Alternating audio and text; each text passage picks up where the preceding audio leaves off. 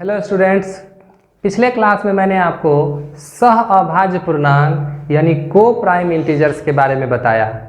आज मैं आप लोगों को बताऊंगा परिमेय संख्या यानी रेशनल नंबर और अपरिमेय संख्या यानी इर्रेशनल नंबर क्या होता है। तो चलिए सबसे पहले हम लोग देखते हैं परिमेय संख्या की परिभाषा क्या है। बहुत सारे स्टूडेंट से जब मैं पूछता हूं कि बताइए परिमेय संख्या की क्या परिभाषा है, तो वो कहते हैं वैसी संख्या जिसे p/q के रूप में लिखा जा सके उसे परिमेय संख्या कहते हैं। तो सबसे पहले मैं आप लोगों को ये बताना चाहता हूं कि सिर्फ इतना कह देना कि वैसी संख्या जिसे p/q के रूप में लिखा जा सके उसे परिमेय संख्या कहते हैं, ये अधूरा परिभाषा है। ये परिमेय संख्या का पूरा परिभाषा नहीं है, क्योंकि सिर्फ ये कह देना कि p/q के रूप में लिखा जा सके, p/q के रूप में तो 1/√2 भी है। यदि अगर सिर्फ इतना कहा जाएगा कि वैसी संख्या जिसे p/q के रूप में लिखा जा सके, तो p/q के रूप में तो 1/√2 भी है, तो क्या ये परिमेय संख्या हो जाएगा? p/q के रूप में तो √3/2 भी है, तो क्या ये परिमेय संख्या होगा? बिल्कुल नहीं, ये दोनों की दोनों अपरिमेय संख्या है। तो सिर्फ इतना कह देना कि वैसी संख्या जिसे p/q के रूप में लिखा जा सके उसे परिमेय संख्या कहते हैं, ये बिल्कुल भी सही नहीं है। तो फिर इसको क्या कहेंगे? तो देखिए, ये तो बोलना ही है, ये बात सही है कि वैसी संख्या जिसे p/q के रूप में लिखा जा सके। वैसी संख्या जिसे p/q के रूप में लिखा जा सके, वैसी संख्या जिसे p/q के रूप में लिखा जा सके। तो सबसे पहला सवाल तो यहाँ ये उठता है कि ये p क्या है और q क्या है। जहाँ तक मेरी जानकारी का सवाल है तो p और q तो अंग्रेजी वर्णमाला के अक्षर है। p और q क्या है? इंग्लिश अल्फ़ाबेट के लेटर्स हैं। लेकिन यहाँ पर p और q के बारे में लिखा हुआ है जहाँ p और q क्या है? पूर्णांक हो। अब याद कीजिए, जब भी पूर्णांक की चर्चा हो तो दिमाग में क्या आ जाना चाहिए? Dot dot dot -4 -3 -2 -1 0 1 2 3 4 dot dot dot. जब भी पूर्णांक की बात आवे ये दिमाग में आ जाना चाहिए। तो चलिए, तो वैसी संख्या जिसे p/q के रूप में लिखा जा सके, यानी इस तरह से लिखा जा सके, p इस तरह से एक लाइन रहेगा और उसके नीचे में फिर q रहेगा। जहां p और q यानी ये जो p है और ये जो q है ये क्या है उसके बारे में यहाँ लिखा हुआ है कि जहां p और q क्या है? पूर्णांक है। ये जो p और q है ये पूर्णांकों को रिप्रेजेंट करते हैं, ना कि इंग्लिश अल्फ़ाबेट के लेटर्स को रिप्रेजेंट करते हैं। तो यहाँ जो p है वो क्या है? पूर्णांक है, यानी कि इंटीजर है। ये जो q है ये भी क्या है? पूर्णांक है, यानी कि क्या है? इंटीजर है। और ये जो q है वो 0 के बराबर नहीं होना चाहिए। ये जो नीचे वाला पूर्णांक है q, ये 0 के बराबर नहीं होना चाहिए। तो इस तरह के संख्याओं को ही हम लोग क्या कहते हैं? परिमेय संख्या कहते हैं। चलिए अब कुछ उदाहरण लेते हैं, इससे पता चल जाएगा। p के जगह पे कोई पूर्णांक, ये पूर्णांक का लिस्ट है, इसमें से कोई भी पूर्णांक एक उठा के ले आइए 1 इस तरह से बाय। और q के जगह पर भी कोई पूर्णांक लेंगे, लेकिन अब की बार 0 नहीं लेंगे। p के जगह पे 0 ले सकते हैं, लेकिन q के जगह पर 0 नहीं ले सकते हैं। 0 को छोड़कर कोई भी पूर्णांक ले लीजिए 3, ये एक परिमेय संख्या है। फिर से उस लिस्ट में से कोई भी पूर्णांक लेंगे -2, फिर से उसी लिस्ट में से कोई पूर्णांक ले लेंगे 7, ये एक परिमेय संख्या है। फिर से इसी लिस्ट में से कोई पूर्णांक लेंगे 0 और फिर से इसी लिस्ट में से कोई पूर्णांक ले लेंगे 3, ये एक परिमेय संख्या है। इसी लिस्ट में से कुछ भी हम लोग ले लेंगे 7 और इसी लिस्ट में से फिर से कुछ ले लेंगे -12, ये भी क्या है? एक परिमेय संख्या है।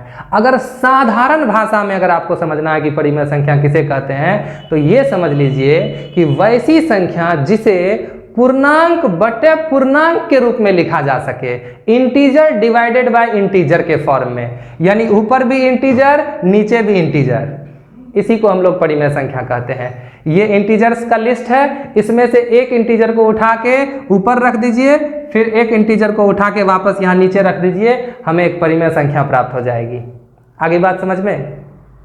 तो इन सभी संख्याओं को हम लोग परिमेय संख्या कहते हैं। यहाँ एक सवाल उठता है कि ऊपर में तो 0 ले सकते हैं, लेकिन यहाँ नीचे में 0 क्यों नहीं ले सकते हैं? तो इस पर हम लोग अभी चर्चा करेंगे। पहले हम लोग अपरिमेय संख्याओं के बारे में भी चर्चा कर लेते हैं। चलिए, तो परिमेय संख्या तो समझ गए, पूर्णांक बटे पूर्णांक के रूप में जिस संख्या को लिख सकते हैं उसे हम परिमेय संख्या कहते हैं। परिमेय संख्याओं को Q से सूचित किया जाता है। परिमेय संख्याओं को किससे सूचित किया जाता है? Q से। Q फॉर कोसेंट होता है। कोसेंट का मतलब होता है भागफल। Q for quotient, QUOTIENT, quotient. Quotient का मतलब होता है भागफल।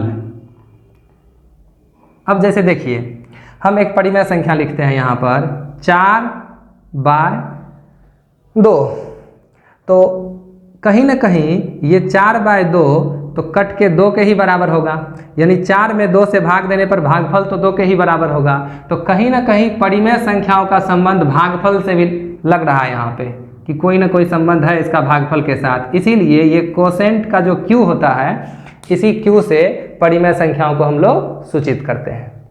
आ गई बात समझ में? अब हम लोग बात करेंगे अपरिमेय संख्याओं के बारे में। सबसे पहले अपरिमेय संख्या को इंग्लिश में क्या कहते हैं? Irrational number. इंग्लिश में क्या कहते हैं इसको? Irrational number. अब अपरिमेय संख्या क्या होता है? तो इसकी परिभाषा है वैसी संख्या जिसे P/Q के रूप में नहीं लिखा जा सके, जहां P और Q पूर्णांक हो तथा Q 0 के बराबर नहीं हो, उसे अपरिमेय संख्या कहते हैं। अब एक सवाल यहाँ पर उठता है कि वैसी संख्या जिसे P/Q के रूप में नहीं लिखा जा सके, इसका क्या मतलब हुआ? क्या अपरिमेय संख्याओं को P/Q के रूप में नहीं लिख सकते हैं? बिल्कुल लिख सकते हैं। जैसे देखिए 1/√2, ये एक अपरिमेय संख्या है। ये P/Q के रूप में नहीं है? बिल्कुल है P/Q के रूप में। लेकिन यहाँ गौर कीजिए, जहाँ P और Q पूर्णांक हों, कहने का मतलब ये है, अगर बिल्कुल सरल भाषा में समझना चाहते हैं परिमेय और अपरिमेय संख्याओं को, तो ऐसे समझिए कि परिमेय संख्या कहते हैं वैसी संख्या को जिन्हें पूर्णांकों के P/Q के रूप में लिख सकते हैं। पूर्णांकों के P/Q के रूप में, यानी ऊपर भी पूर्णांक और नीचे भी पूर्णांक।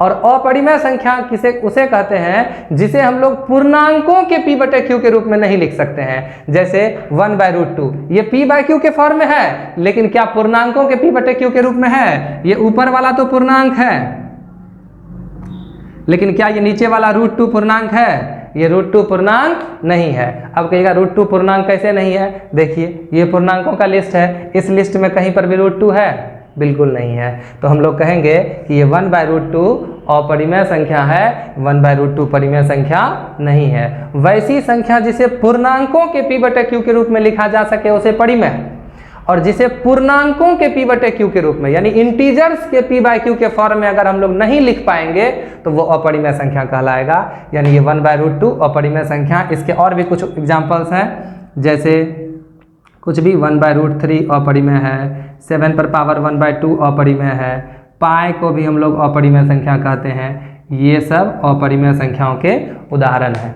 इसके ऊपर हम लोग बाद में विस्तार से चर्चा करेंगे कि पाई एक अपरिमेय संख्या क्यों है, कैसे है। इसके लिए हम लोग एक अलग से सेपरेट वीडियो बनाएंगे जिसमें हम लोग सिर्फ पाई के बारे में चर्चा करेंगे। फिलहाल आप लोग ये याद कर लीजिए कि ये भी क्या है? अपरिमेय संख्या है, और ये भी क्या है? अपरिमेय संख्या है। यहां तक समझ में आ गई मेरी बात? कोई दिक्कत? चलिए, अब हम लोग बात करते हैं, एक चीज यहां पर और रह गया, ये Q 0 के बराबर क्यों नहीं होना चाहिए? ये Q 0 के बराबर नहीं होना चाहिए। ये परिमेय के परिभाषा में भी लिखा हुआ है और अपरिमेय की परिभाषा में भी लिखा हुआ है कि ये Q 0 के बराबर नहीं होना चाहिए। यानी ऊपर में तो कोई पूर्णांक हो सकता है परिमेय में, लेकिन नीचे में जो Q है, जो हर है, वो 0 के बराबर नहीं होना चाहिए। इसके बारे में अब हम लोग बातचीत करते हैं थोड़ा सा। अब हम लोग एक उदाहरण लेते हैं। ऊपर में जैसे यहाँ दे देते हैं 2 और नीचे में दे देते हैं 0, ठीक ना? तो नीचे वाला जो Q है, दोनों ही डेफिनेशन कहता है कि ये जो नीचे वाला जो Q है, जिसको हम लोग हर कहते हैं, डिनोमिनेटर कहते हैं, ये हर जो है ये 0 के बराबर नहीं होना चाहिए। लेकिन क्या होगा जब हम यहाँ पर इस हर को 0 के बराबर ले लेंगे, ठीक ना?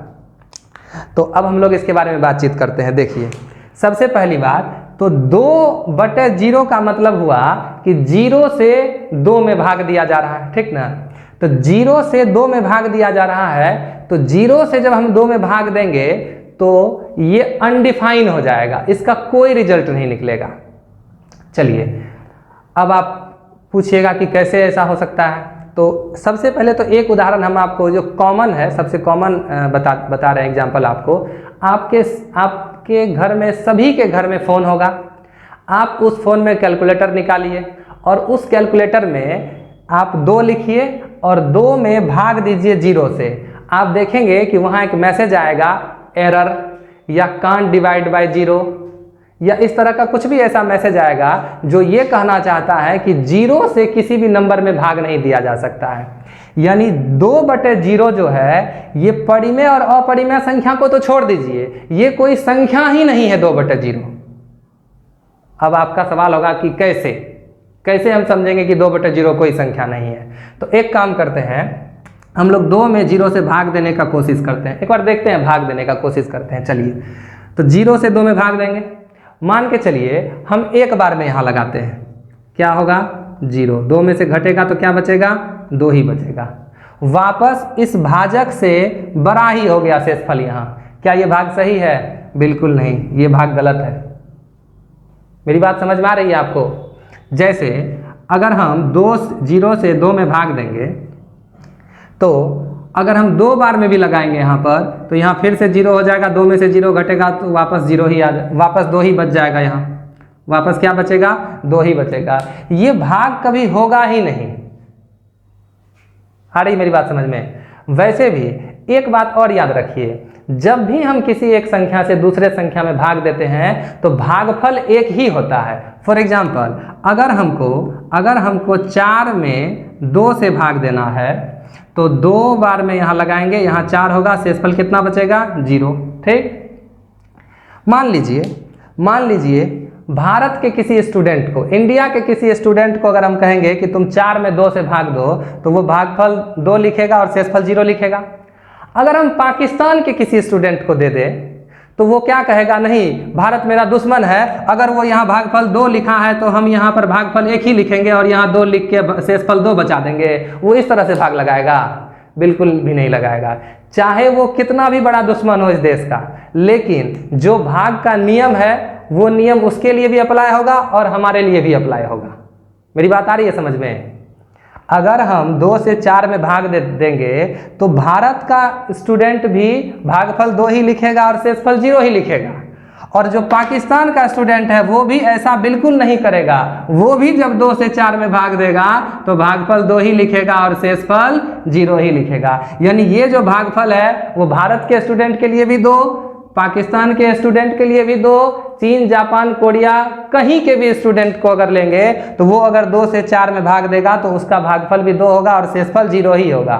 लेकिन जब इस केस में हम लोग देखते हैं 0 से 2 में भाग देते हैं तो हम खुद ही भाग दे रहे हैं, तो कभी भागफल 1 हो जा रहा है, कभी भागफल 2 हो जा रहा है।